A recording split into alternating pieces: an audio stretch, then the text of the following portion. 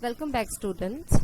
In this segment, we will going to discuss about the termination of the DNA replication process.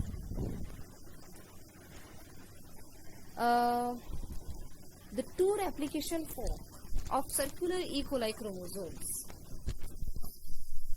meet at a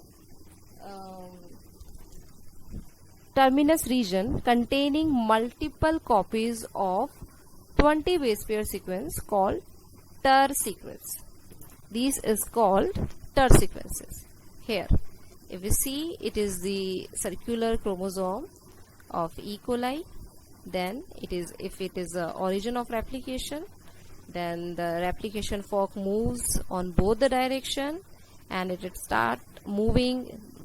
This replication fork move in this anti-clockwise direction, and another replication fork is moving clockwise direction. So these are moving on bidirectionally on both the directions, and when these are moving, they are recognized by TER sequences. Okay, so the TER sequences are arranged on the chromosome to create a sort of a trap that a replication fork can enter but cannot leave. As we can see here, this replication fork will move and enter this track. If it is escape from it, it will enter here. Escape from it, enter here or here. So these are the traps for the DNA replication, and for this fork, the replication tracks are here, and these are the traps. So TER sequences function as binding sites for a protein called TUS. What is the full form of TUS? Terminus utilization substrate. Terminus utilization substance.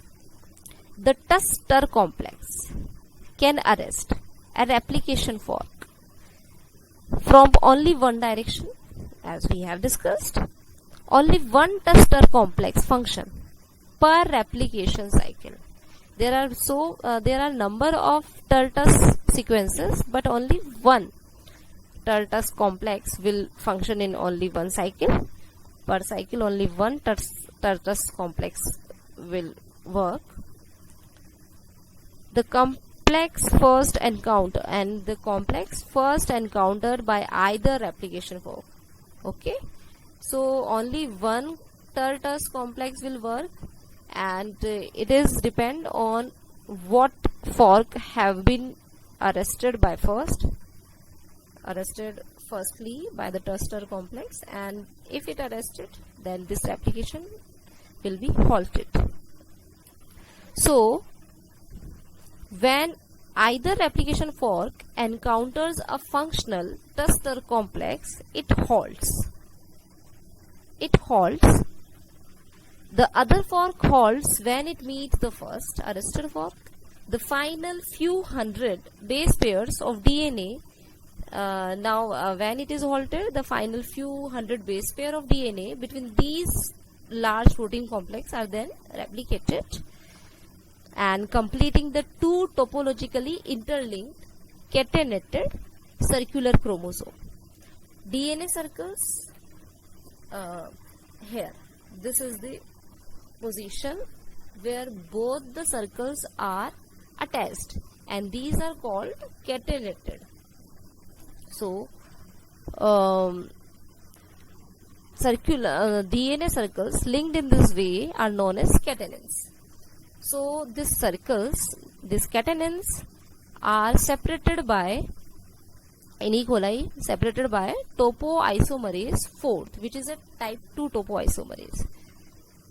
Here, it is the circle where both the circles are attached, catenated. This is the counterclockwise fork, and it is the clockwise fork.